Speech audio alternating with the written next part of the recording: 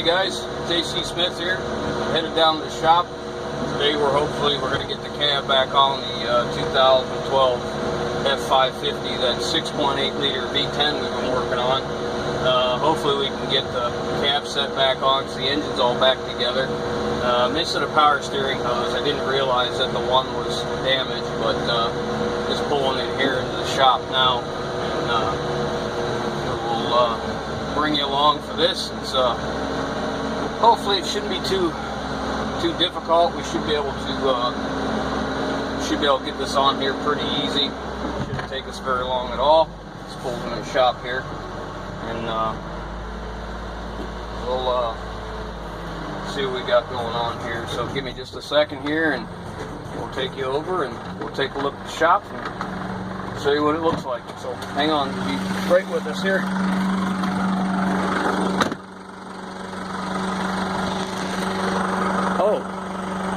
Oh, you thought I was driving.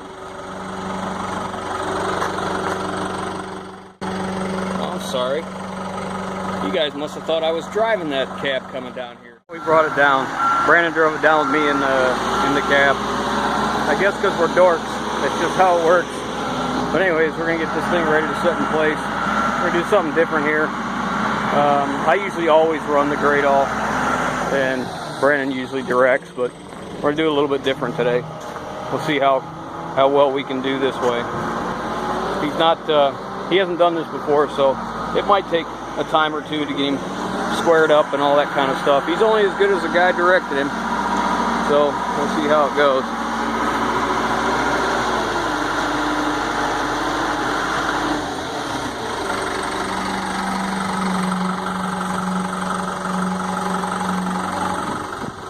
Matter of fact, I think I'm gonna set this up somewhere where you guys can watch, and I'll direct him because it's a little hard to do this both, so just hang on a minute.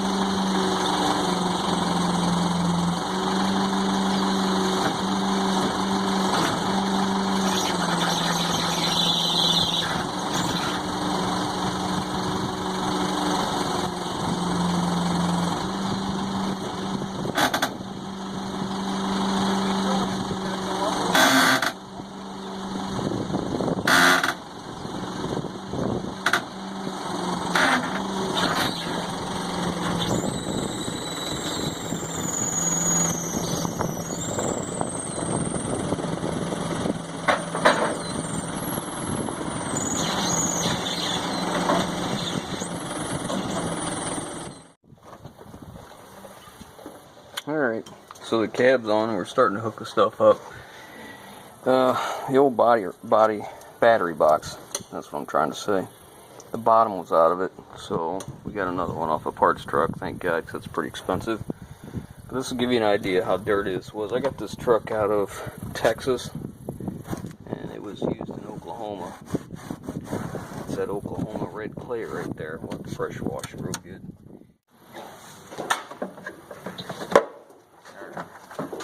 This is one big, huge, colossal mess.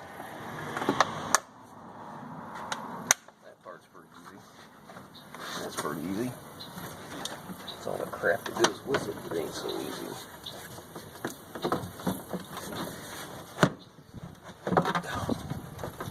Of course, I don't have a bumper on this thing, so it's not exactly easy to reach some of this stuff. Even though I'm standing on the old man leg stretcher.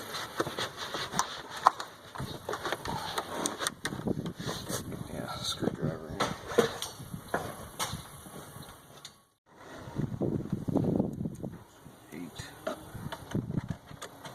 I think I need a new rail for the sockets. I'll keep wanting to fall off.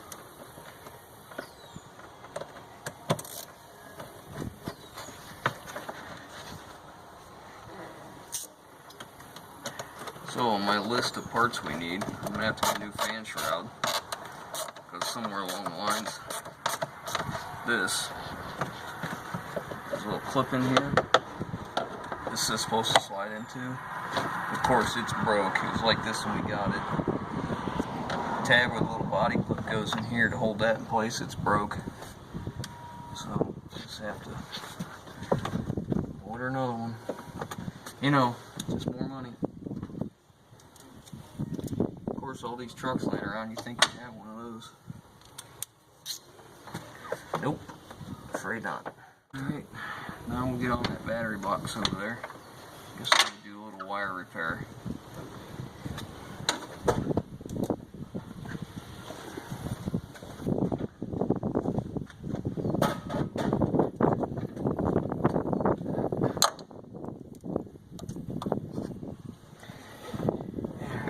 So, you see that broken wire there? I'm going to take all this apart. See how they're broke, like right at the edge. You see? And I'm going to take it all the way apart and repin this. These are all molded together, so I'm going to have to pull them apart a little bit just to get them enough space to get this part of the clip out of there. There you can see how they're snapped off. Well, I can't solder it there and heat shrink it because it has to go inside here, and I seriously doubt that's going to fit. But stranger things have happened. Let's give it a shot. So we'll just feed it through the holes they're supposed to go in.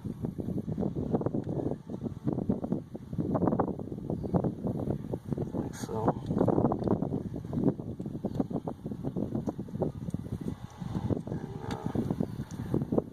Split them a little more.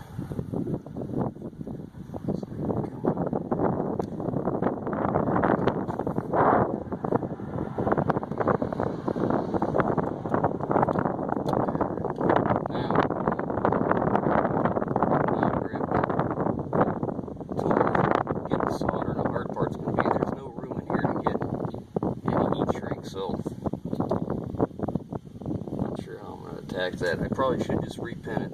I should take this thing apart and just solder these back to the pins. I think that's what I'm going to do. Alright, this is nothing more than a car antenna. Let's see if it'll focus on this. What I did is I hit that on a grinder. You see how it's got that little hook on it? Barely see that. I use that for this. In the back of this weatherproof connector, I need to pull these little rubber seals out of here without destroying it. So I'm able to get down underneath there and turn it a little bit and get it pulled out. And that's nothing more than a car antenna I ground down to a real fine point. And then it lets me get this out of there. Okay, and then pushing this back a little farther out of our way. So, pull this seal back, this grommet. I'll go ahead and index these where they belong. Well, I gotta tell you, I've done this before where I pulled them back through and I put them in the wrong holes, get it all done, real happy with the solder job and the sealing and all that, and then realized that somehow I got them in the wrong holes. I had to cut it all back out and start over. Alright, this is hard to see. Let me see this. I don't know if the sun's going to show up on this or not, but way down in there are some clips. On the back side of these connectors is a clip that once you push it in there, it snaps and won't let it back out. So now I'm going to use that same pointed deal and we'll stick it down in there and pull them out. So hang on.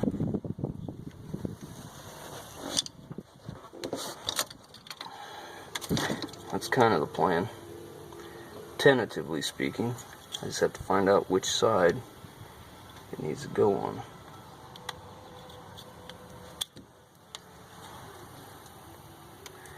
It appears as though the way the tension's working, it's probably this side, but I can't see down in there well enough. This is one of the drawbacks of getting old, huh?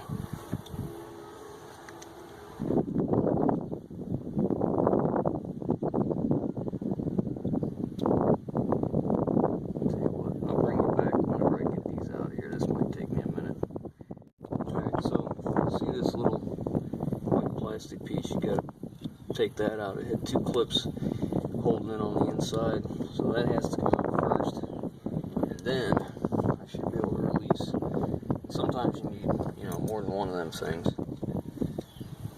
and it took two of them to get that out. So now I should be able to look down in here, and can you see in there? That's no.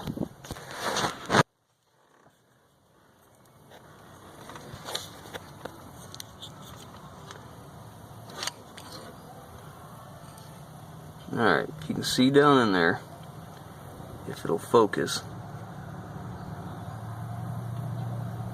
which it ain't gonna. You see those little fingers on the top of each one of those clips? I'm gonna have to pop them out.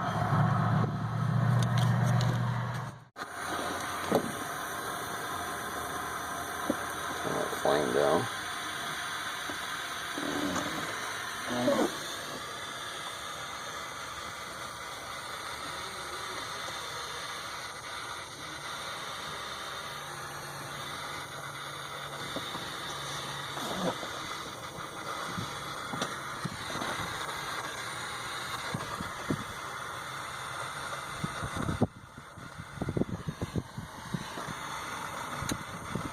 Need that to drip just a little bit.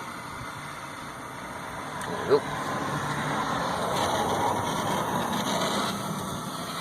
Alright, now let's cut some heat shrink tube. I'm losing my special tools, my special toe jack tools. These out.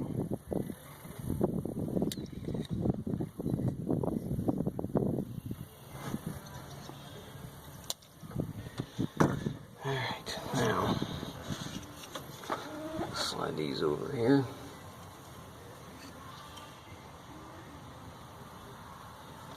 I don't want to go too far because then they won't lock back where they belong.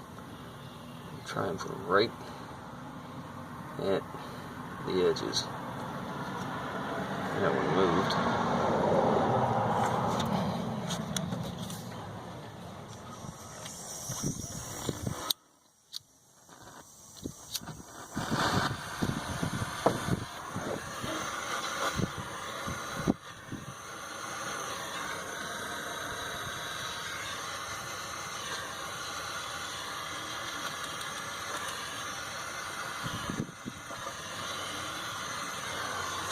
Alright, so that's all soldered back together. Now, I'm going to have to fight and get the grommets back over, get them put back in where they go. And I got to let that cool for a while, so I'll bring it back once together. Alright, I finally got it back together. The pieces are in there, and I made it so they just, I mean, tugging and twisting, they come through here. Now, the other two were, the other 4 wires, I guess, were a little bit long, so I just wrapped them around, and now I'll tape it up. But this little thing cost us about half hour time messing with this, but it needed to be fixed, because, you know, if you didn't fix this, we'd have a problem with it, and I'd be chasing that forever. So, good to fix it. Glad I found it. I'll tape it up, and we'll get back to work. Mess. When we got this truck, it had this on, and somebody had changed the negative cable going to the starter, and I didn't want it like that, so we just changed out the whole wiring harness and all, going to the starter and the block so we can have it right, because we just don't do crap like that. Okay guys, so unfortunately there was some more video of us working on that truck that for some reason I thought we were recording and we weren't. We didn't get it, so I apologize for that, but I really was only able to get about 2.5 hours worth of work done on that truck today. I don't know if I gave you guys much history on this truck. I bought that truck out of Texas and I had it shipped up here. It had a bad engine, which I knew that coming in, and I had bought that truck for the cab for another project. He ended up not using that cab. It just wasn't as nice as we thought it needed to be. So I never used the cab. It just sat around here waiting for me to decide on what to do, and lo and behold, the truck we bought, we needed the cab for the 450. It had the same motor. Obviously it just needed work, and that's how we got to where we're at. Now the motor that was in the truck originally was overheated so badly that the oil looked like syrup. No, that's not. The oil looked like tar. The one piston was completely melted down and gone. We found it throughout the exhaust. We changed the entire exhaust on that thing. The converter, the Y pipe, the muffler, everything on that exhaust is off of the donor truck. So we can, you know, alleviate that problem.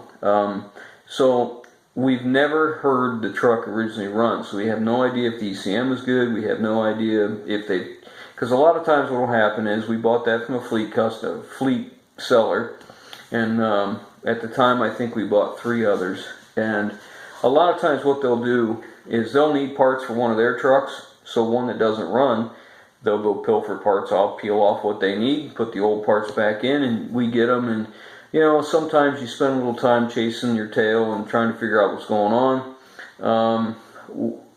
I'm telling you, I believe that's going to be the case on this truck, because I've already seen the indications. The battery box, the bottom of it was gone, blown away, and it wasn't bolted in tight. So that tells me they pulled it out, a good one out of that truck, put it in the other truck. The seats weren't in tight, and the driver's seat's got a tear in it. Then there were several other things. The air cleaner was broken, a bunch of dumb things. And if you saw me talking about the fan shroud in there, the power steering reservoir literally goes into a little slot. It slides into, and then there's a bolt that goes to the top in the shroud in a body clip. And well, the whole shroud's loose, and we didn't take it loose. I know we didn't take it loose. So I'm sure they swapped that out because it was broke. You know, these stupid little trinket items here and there. So I expect that we're going to be finding a lot of other problems, because we've already changed the starter wire. All the wiring harness comes from the battery all the way down to the starter, and where it plugs in, because it was a mess. It looked like they grabbed anything they could get to wire this thing up to get power to that starter. Same thing on the ground side. So we changed those out immediately, so we didn't want that. If you saw the clip in the end where we were changing out that kind of a universal top post to stud battery clamp, that was part of that hodgepodge of horrible mess that was on there, so we just kicked that off and put it back the way it's supposed to be. So today's Friday. Excuse me. I'm hammered busy for the next 2 days, so I'm I'm almost certain I won't have time to touch that truck again until Monday, because I've got some other things going on here.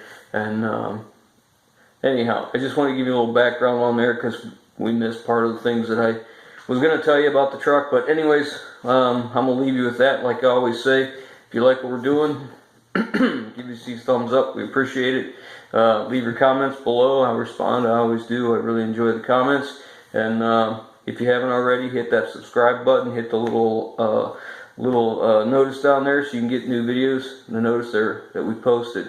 And if you get time, check out some of our others. And every video I do that has more than one video on what we're working on, down there in the right hand corner, I'll put the playlist so you guys can, if you're not familiar with what we're doing or you're just catching it in the middle of it, why, you can go to the front and you can start over and see where we're coming from with this project. So with that, I'm going to leave you. We'll catch you on the next one. Thanks.